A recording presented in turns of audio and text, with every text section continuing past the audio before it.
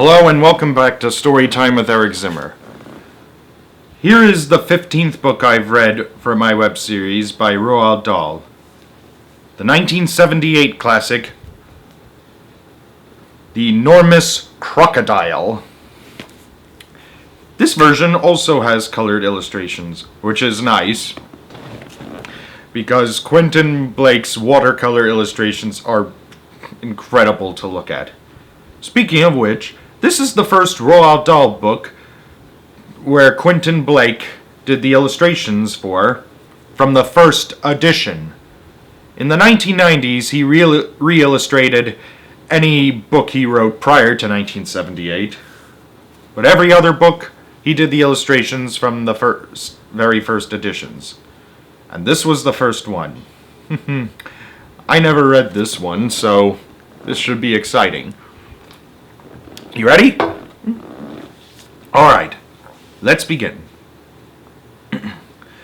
In the biggest, brownest, muddiest river in Africa, two crocodiles lay with their heads just above the water. One of the crocodiles was enormous. The other, not so much. The other was not so big. Do you know what I would like for my lunch today? The enormous crocodile asked. Nose, the not-so-big one said. What? The enormous crocodile grinned, showing hundreds of sharp white teeth. For my lunch today, he said, I would like a nice, juicy little child. I never eat children, the not-so-big one said, only fish. Ho ho ho, cried the enormous crocodile. I'll bet if you saw a fat, juicy little child paddling in the water over there at this very moment, you'd gulp him up in one gulp. No, I wouldn't, the not-so-big one said. Children are too tough and chewy. They are tough and chewy and nasty and bitter. I sometimes wonder what Tick-Tock the crocodile wondered. I wonder what he thought Captain Hook tasted like, since he ate him in Peter Pan. Anyways. Tough and chewy, cried the enormous crocodile. Nasty and bitter. What awful tummy rot you talk! They are juicy and yummy. They taste so bitter, the not-so-big one said. You have to cover them with sugar before you can eat them. Children are bigger than fish, said the enormous crocodile. You get bigger helpings. You are greedy, the not-so-big one said. You're the greediest croc in the whole river. I'm the bravest croc in the whole river, said the enormous crocodile. I'm the only one who dares to leave the water and go through the jungle to the town to look for little children to eat. You've only done that once, snorted the not-so-big one. And what happened then? They all saw you coming and ran away. Ah, but today when I go, they won't see me at all, said the enormous crocodile. Of course they'll see you, the not-so-big one said. You're so enormous and ugly, they'll see you from miles away. The enormous crocodile grinned again, and his terrible sharp teeth sparkled like knives in the sun. Nobody will see me, he said, because this time I've thought up secret plans and clever tricks. Clever tricks, cried the not-so-big one. You've never done anything clever in your life. You're the stupidest croc in the whole river. I'm the cleverest croc in the whole river, the enormous crocodile answered. For my lunch today I shall feast upon a fat, juicy little child while you lie here in the river feeling hungry. Goodbye. The enormous crocodile swam to the side of the river and crawled out of the water. A gigantic creature was standing in the slimy, oozy mud on the river bank. It was Humpy Rumpy, the hippopotamus. Hello, hello, said Humpy Rumpy. Where on earth are you off to this time of day? I have secret plans and clever tricks, said the crocodile. Oh dear, said Humpy Rumpy. I'll bet you're going to do something horrid. The enormous crocodile grinned at Humpy Rumpy and said, I'm going to fill my hungry, empty tummy with something yummy, yummy, yummy, yummy. What's so yummy? Asked Humpy Rumpy. Try to guess, said the crocodile. It's something that walks on two legs. You don't mean, said Humpy Rumpy. You don't really mean you're going to eat a little child? Of course I am, said the crocodile. Oh, you horrid, greedy, grumptuous brute, cried Humpy Rumpy. I hope you get caught and cooked and turned into crocodile soup. The enormous crocodile laughed out loud at Humpy Rumpy. Then he waddled off into the jungle.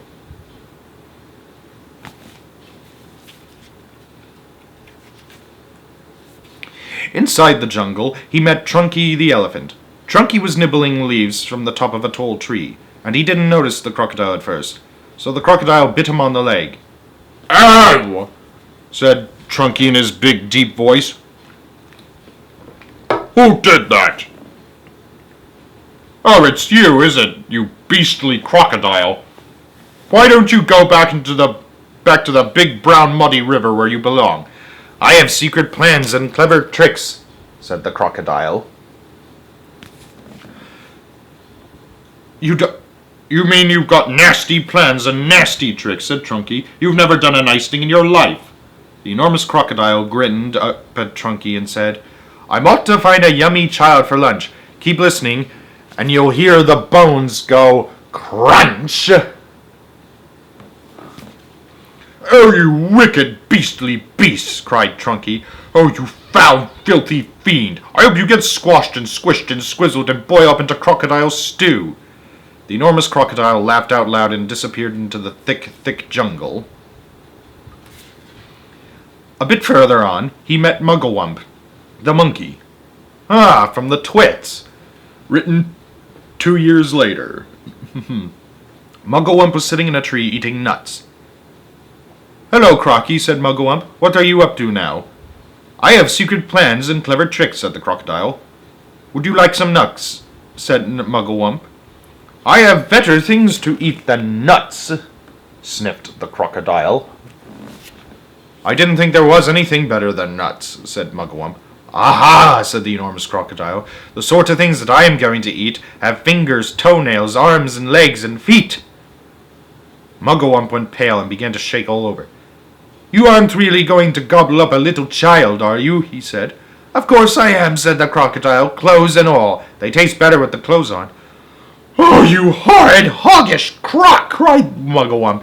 "You slimy, creepy creature! I hope the buttons and buckles all stick in your throat and choke you to death." That's pretty dark.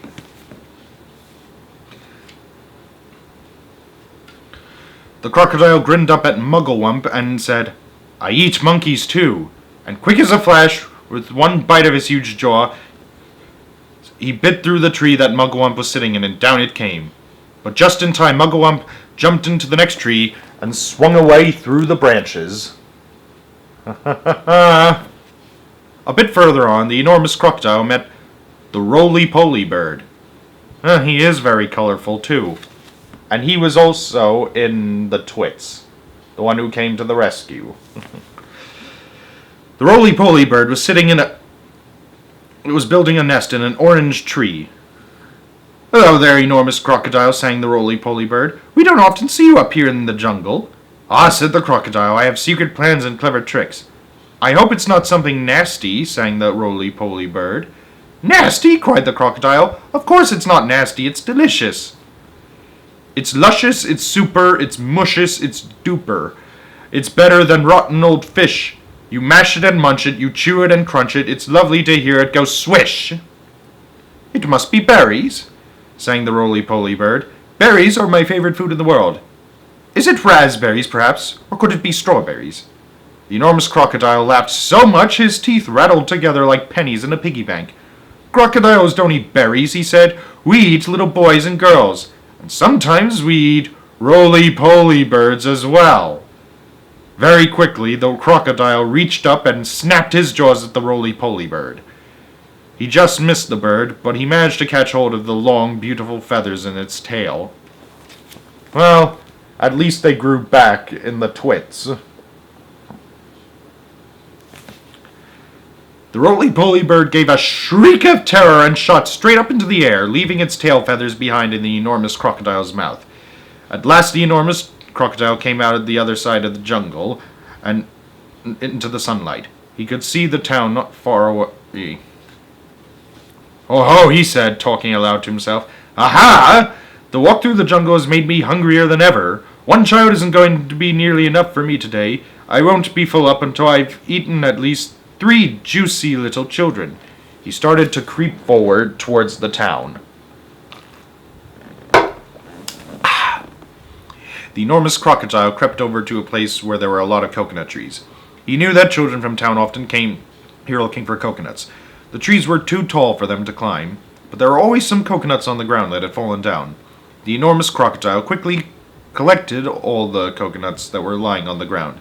He also gathered together several fallen branches. "Now for clever trick number 1, he whispered to himself.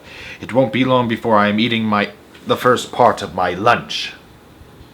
Uh-oh.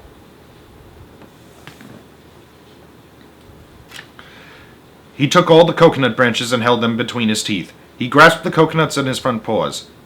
Then he stood straight up in the air, balancing himself on his tail. Uh-oh. Oh, God. He had arranged the branches and the coconuts so cleverly that he now looked exactly like a small coconut tree standing among all the big coconut trees. Soon two children came along. They were brother and sister. The boy was called Toto. His sister was called Mary. They walked around looking for fallen coconuts, but they couldn't find any because the enormous crocodile had gathered them all up. "Oh, look!" cried Toto. "That tree over there is much smaller than the others, and it's full of coconuts. I think I could climb that one quite easily if you help me up the first part." Toto and Mary ran forward towards what they thought was the small coconut tree. The enormous crocodile peered through the branches, watching them as they came closer and closer. He licked his lips. He began to dribble with excitement. Suddenly there was a tremendous whooshing noise. It was Humpy Rumpy, the hippopotamus.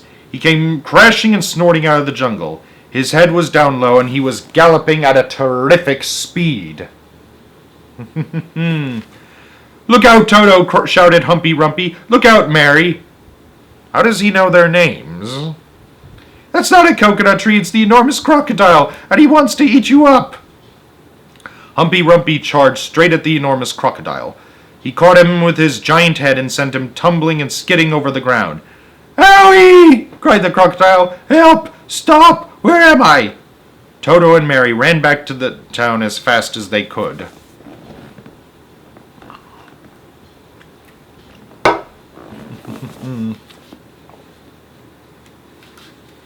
But crocodiles are tough. It is difficult for even a hippopotamus to hurt them. The enormous crocodile picked himself up and crept towards the place where the children's playground was. "Now for clever trick number 2, he said to himself. "This one is certain to work." There were no children in the playground at the moment. They were all in school. The enormous crocodile found a big log and placed it in the middle of the playground. Then he lay across the log and tucked his feet so that he looked almost exactly like a seesaw. When school was over, the children all came running into the playground. "Oh, look," they cried. "We've got a new seesaw!" They all crowded around, shouting with excitement. This is gonna be ugly. I can tell you that. But of course. I'll go first. I'll get it on the other end. I want to go first. So do I, so do I. Then a girl who was older than the others said, "It's rather a funny, knobbly sort of seesaw, isn't it? Do you think it'll be safe to sit on?" "Of course it will," the other said. "It looks strong as anything." The enormous crocodile opened one eye just a tiny bit and watched the children who were crowding around him. Soon he thought, "One of them is going to sit on my head, and then I will give a jerk and a snap, and after that it will be yum, yum, yum." At that moment there was a flash of brown, and something jumped into the playground and hopped up onto the top of the swing. It was Mugglewump the monkey. "Run!" Mugglewump shouted to the children. "All you, run, run, run! That's not a seesaw, it's the enormous crocodile, and he wants to eat you up!" Look how they run.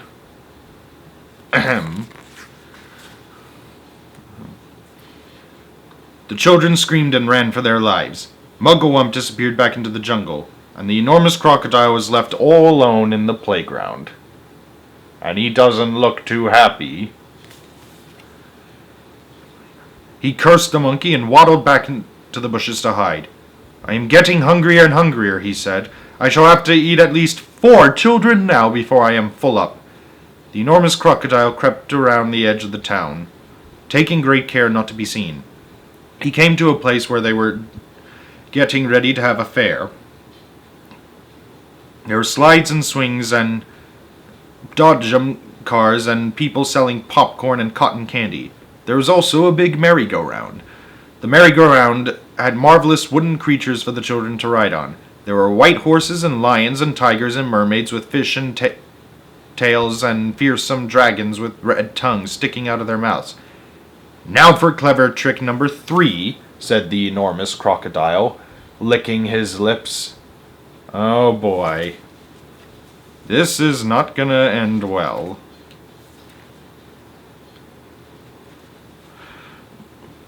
When no one was looking, he crept up onto the merry-go-round and put himself between a wooden lion and a fearsome dragon.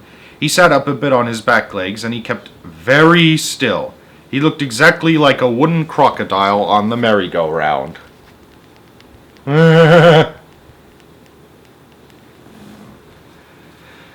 Soon all sorts of children came frolicking into the fair. Several of them ran towards the merry-go-round. They were very excited. "I'm going to ride on a dragon," cried one. "I'm going on a lovely white horse," cried another. "I'm going on a lion," cried the third one. And one little girl, whose name was Jill, said, "I'm going to ride on that funny old wooden crocodile." Do you think Jill has a brother named Jack? Alright, anyways. The enormous crocodile kept very still, but he could see the little girl coming towards him. "Yummy, yum, yum," he thought. "I'll gulp her up easily in one gulp." Suddenly there was a swish and a swoosh, and something came swishing and swooshing out of the sky. It was the roly-poly bird. He flew round and round the merry-go-round, singing, "Look out, Jill! Look out! Look out! Don't ride on that crocodile!"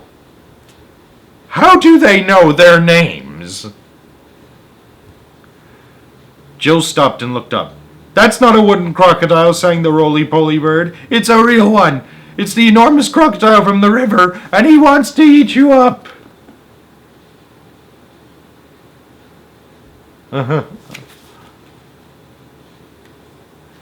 Jill turned and ran. So did all the other children. Even the man who was working the merry-go-round jumped off it and ran away as fast as he could. The enormous crocodile cursed the roly-poly bird and waddled back into the bushes to hide.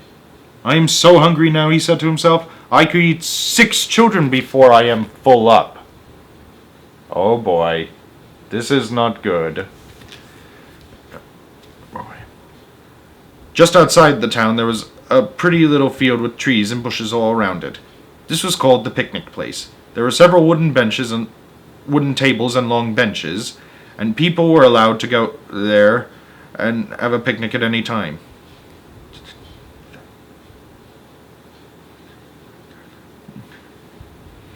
The enormous crocodile crept over to the picnic place. There was no one in sight. "Now for clever trick number 4, he whispered to himself. He picked a lovely bunch of flowers and arranged it on one of the tables. From the same table he took away one of the benches and hid it in the bushes. Then he put himself in the place where the bench had been.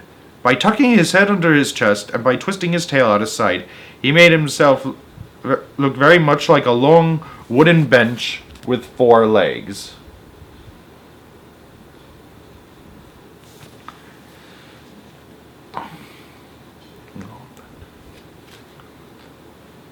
Soon 2 boys and 2 girls came along carrying baskets of food.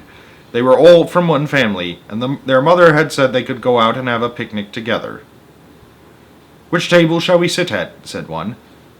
"Let's take the table with the lovely flowers on it," said another. The enormous crocodile kept as quiet as a mouse.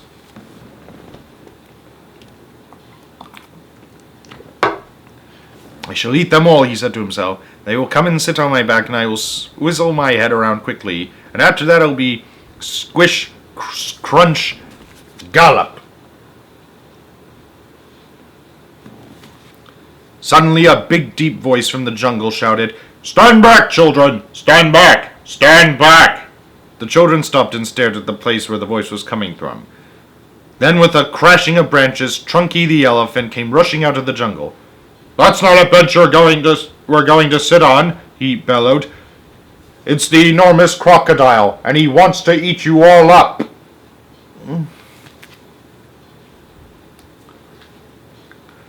Chunky trotted over to the spot where the enormous crocodile was standing, and quick as a flash he wrapped his trunk around the crocodile's tail and hoisted him up into the air. Hey, let me go, yelled the enormous crocodile, who was now dangling upside down. Let me go, let me go. No, Trunky said. I will not let you go. We've all had quite enough of your clever tricks. Trunky began to swing the crocodile round and round in the air. At first he swung him slowly. Then he swung him faster. And faster. And faster. And faster still.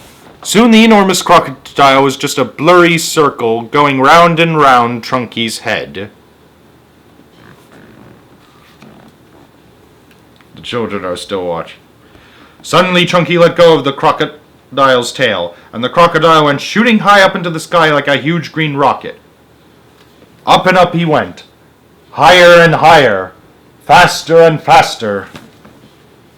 He was going so fast and so high that soon the earth was just a tiny dot miles below. He whizzed on and on. He whizzed far into space. He whizzed past the moon. He whizzed past stars and planets. Until at last,